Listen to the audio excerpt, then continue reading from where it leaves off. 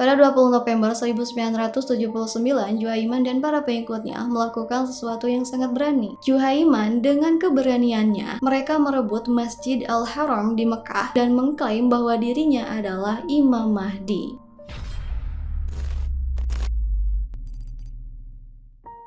Halo teman-teman, Assalamualaikum warahmatullahi wabarakatuh. Gimana kabarnya nih? Senang banget bisa bertemu lagi bersama kalian. Hari ini kita kembali lagi untuk membahas kisah yang mungkin bikin kalian terkejut. Siapa sangka di tahun 1979 ada seorang pria yang bernama Juhaiman yang mengklaim bahwa dirinya adalah Imam Mahdi. Bayangkan, dunia jadi heboh banget. Nah, kisah itu bukan hanya sekedar klaim biasa loh. Dia muncul di tengah situasi sosial yang penuh dengan ketidakpastian dan keresahan. Jadi, bayangkan, banyak orang yang kehilangan harapan dan mencari sosok yang bisa memberi mereka arahan. Disitulah Juhaiman muncul dengan keyakinan yang kuat. Dan tanpa ragu, dia mulai menarik perhatian banyak orang. Cerita ini juga dikelilingi oleh nuansa mistis, karena banyak orang yang percaya bahwa dia memang ditakdirkan untuk memimpin umat. Namun, di sisi lain ada juga yang skeptis dan mempertanyakan klaimnya. Jadi, siap-siap ya, kita akan menjelajahi perjalanan Juhaiman. Dari latar belakangnya hingga tindakan berani yang mengubah sejarah. Ini bakal jadi obrolan seru yang pastinya bikin kita berpikir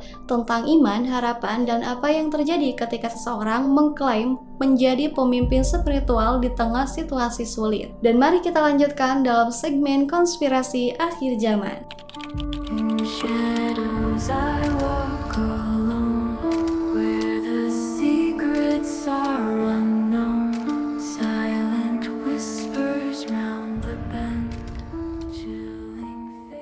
Juhaiman berasal dari suku Al-Utaibi yang mempunyai sejarah panjang dalam tradisi Islam. Jadi, Juhaiman ini lahir di Arab tahun 1937 di tengah suasana yang benar-benar religius. Lingkungannya itu kaya banget dengan tradisi Islam.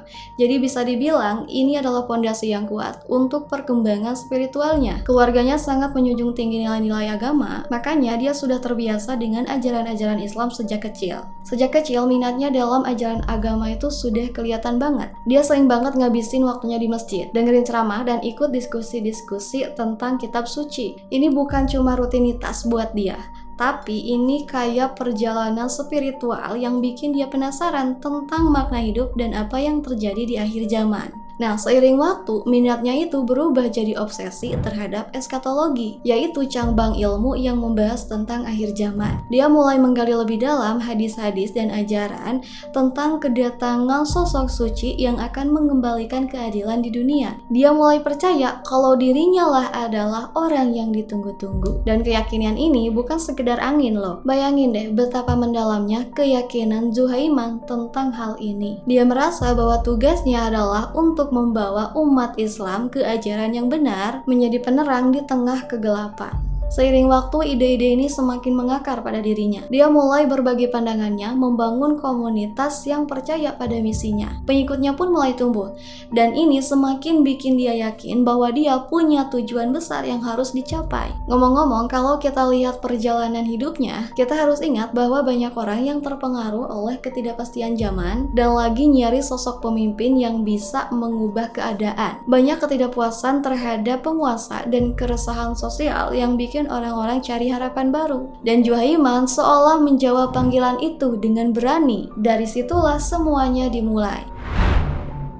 Nah teman-teman, mari kita bahas lebih dalam tentang klaim Juhaiman sebagai Imam Mahdi. Penting banget nih kita paham bahwa klaim ini sering muncul dari situasi sosial yang rumit. Bayangkan di Arab Saudi tahun 1970-an, banyak yang sedang bergejolak. Ketidakpuasan terhadap penguasa dan kerinduan akan pemimpin religius bikin orang-orang nyari sosok yang bisa jadi harapan baru. Di tengah situasi itu, Juhaiman muncul dengan keyakinan dan karisma yang kuat. Dia nggak cuma mengaku tapi juga aktif membangun basis pengikut yang disebut Thoyiba. Ini bukan sekedar kelompok orang biasa, pengikutnya itu sangat terpengaruh oleh ajaran-ajarannya. Juhaiman meyakinkan mereka bahwa dia mempunyai misi suci untuk membawa umat muslim ke jalan yang benar. Semakin lama, keyakinan Juhaiman sebagai Imam Mahdi yang dinanti makin meningkat loh. Bayangin deh, setiap kali dia berbicara, pengikutnya jadi bersemangat. Ada rasa urgensi dalam ajarannya, seolah-olah waktu perubahan itu sudah dekat. Dia bilang sudah saatnya umat muslim bersatu dan bangkit di bawah panji-panji yang benar. Dan bilang siapa lagi yang lebih tepat memimpin kalau bukan dia.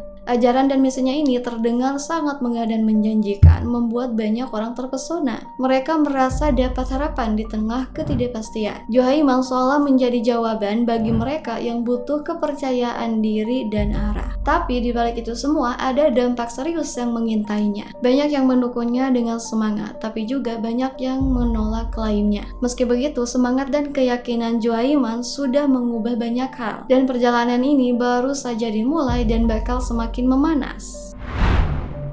Oh ya, selain dia ngaku sebagai Imam Mahdi, dia juga bilang kalau dia adalah keturunan Nabi Muhammad SAW. Betapa kuatnya klaim tersebut di tengah masyarakat yang sangat menghormati garis keturunan Nabi. Ini memberi daya tarik tersendiri bagi orang yang mungkin sudah mencari sosok pemimpin untuk membawa mereka ke jalan yang benar. Klaim itu bukan hanya sekedar omong kosong. Bagi para pengikutnya, bisa jadi ini adalah tanda legitimasi. Mereka bisa merasa bahwa Juhaiman memiliki koneksi yang lebih dalam dengan sejarah dan tradisi Islam. Dalam komunitas yang sangat religius seperti di Arab, menjadi keturunan Nabi adalah seperti memegang kartu as. Hal ini tentunya memberikan dorongan moral bagi Juhaiman dan para pengikutnya untuk lebih percaya pada misinya. Tapi yang menarik adalah bagaimana hal ini menciptakan dualitas. Di sisi lain, banyak yang merasa terinspirasi dan terhubung dengan visinya. Namun di sisi lain, ada juga yang skeptis dan bertanya-tanya, apakah dia benar-benar keturunan Nabi, atau bagaimana kita bisa yakin bahwa dia adalah Imam Mahdi yang sebenarnya? Nah, berbicara soal klaim dan keturunan Nabi, di Indonesia juga ada isu serupa. Di sini ada polemik tentang pembatalan Habib yang melibatkan beberapa ulama juga public figure seperti Guru Gembul, Kiai Haji Imaduddin, dan tentunya si Raja Dangdut. Ini semua menciptakan ketegangan antara keturunan Nabi dan pihak-pihak tersebut. Kalau ditanya pendapat saya cenderung yakin bahwa keturunan Nabi di Indonesia itu ada. Ini merupakan cara saya untuk menunjukkan rasa hormat kepada baginda Nabi dan keturunannya. Saya lebih baik salah mencintai daripada saya salah membenci, karena itu urusannya dengan iman. Dan itu menurut pandangan saya. Ini bukan tentang teori dan keilmuan. Sekali lagi, ini adalah tentang keimanan dan penghormatan kepada Nabi dan keturunannya. Jadi, jangan diajak debat ya. Lalu mengenai sifat sebagian Habib yang dalam tanda kutip jelek, Habib Bahar bin Smith sudah memberikan penjelasan dan klarifikasi yang jelas. Saya tidak ada masalah dengan hal itu, karena meskipun ada hal-hal tertentu yang mungkin benar, kita tidak bisa mengkotakkan semuanya sama. Mereka semua adalah manusia. Manusia itu beragam. Kalau salah, ya mungkin karena mereka bukan malaikat. Yang pasti, saya cinta para Habib. Kembali ke topik awal.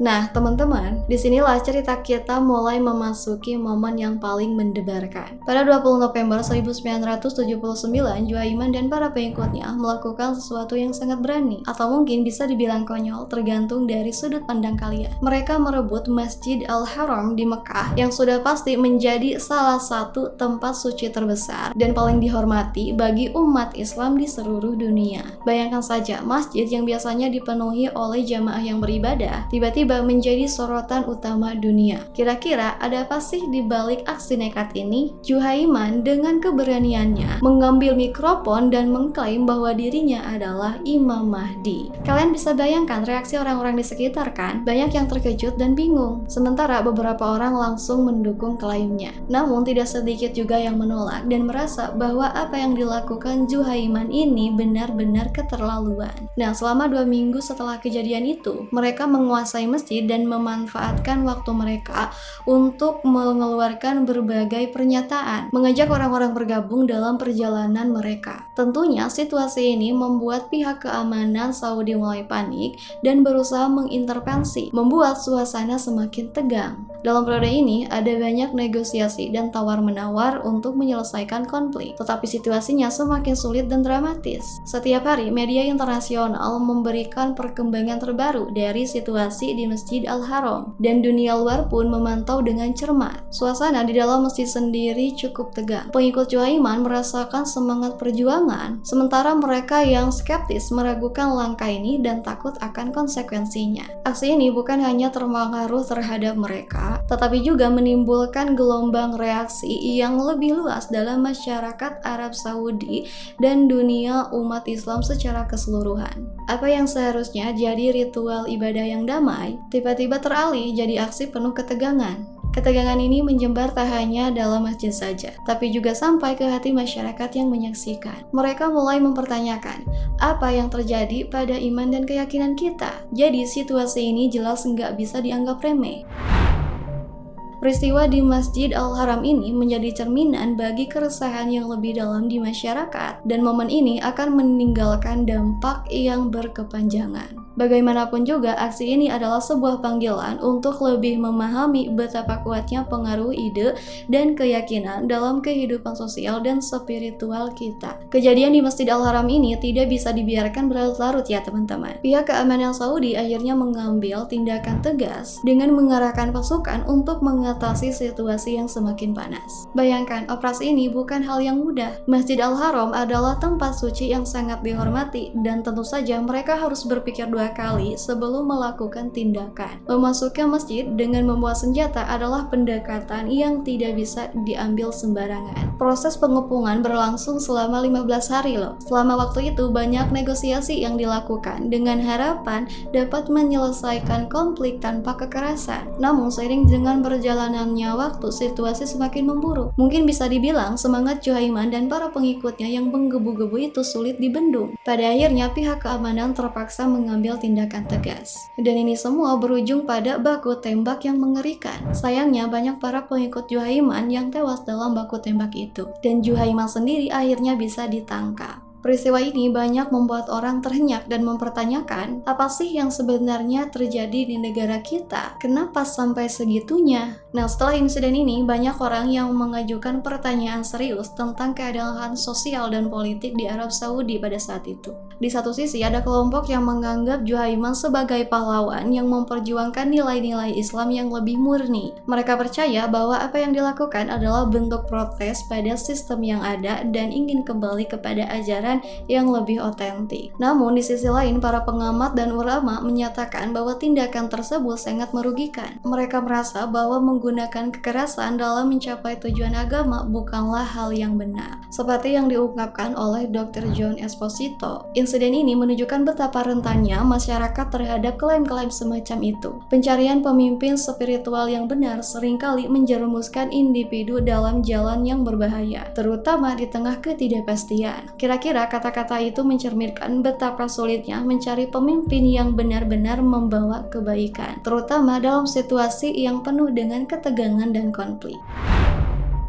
Oke teman-teman, sekarang kita sampai ke bagian yang cukup serius. Pada 9 Januari 1980, Juhaiman dan para pengikutnya dieksekusi. Ini adalah langkah tegas dari pemerintahan Saudi untuk menunjukkan bahwa mereka enggak main-main terhadap tindakan radikal seperti itu. Kisah Juhaiman menjadi simbol bagi sebagian orang tentang betapa kuatnya keyakinan bisa mendorong tindakan ekstrim. Beberapa pengikutnya bahkan masih percaya bahwa dia adalah sosok yang benar. Bahkan peristiwa ini menginspirasi gerakan-gerakan lain di kemudian hari. Sampai sekarang banyak yang berpikir bahwa tindakan Juhaiman dan pengikutnya bukan sekedar kebangkitan seorang pemimpin, tapi juga mencerminkan keresahan sosial yang lebih besar. Bagaimana bisa seseorang sampai di titik itu? Nah, kisah Juhaiman Al-Utaibi itu lebih dari sekedar klaim. Ini adalah pengingat untuk kita agar lebih kritis dan hati-hati terhadap informasi yang kita terima. Dalam pencarian kebenaran, penting banget untuk tetap waspada dan menggunakan akal sehat. Jadi teman-teman, mari kita ambil pelajaran dari ini. Jangan mudah terjebak dalam klaim yang kelihatannya menarik. Cobalah untuk menggali kebenaran dengan cara yang bijaksana. Dan jangan ragu untuk bertanya jika ada yang bikin kalian ragu. Terima kasih sudah menyimak, sampai jumpa di cerita menarik selanjutnya. Wassalamualaikum warahmatullahi wabarakatuh.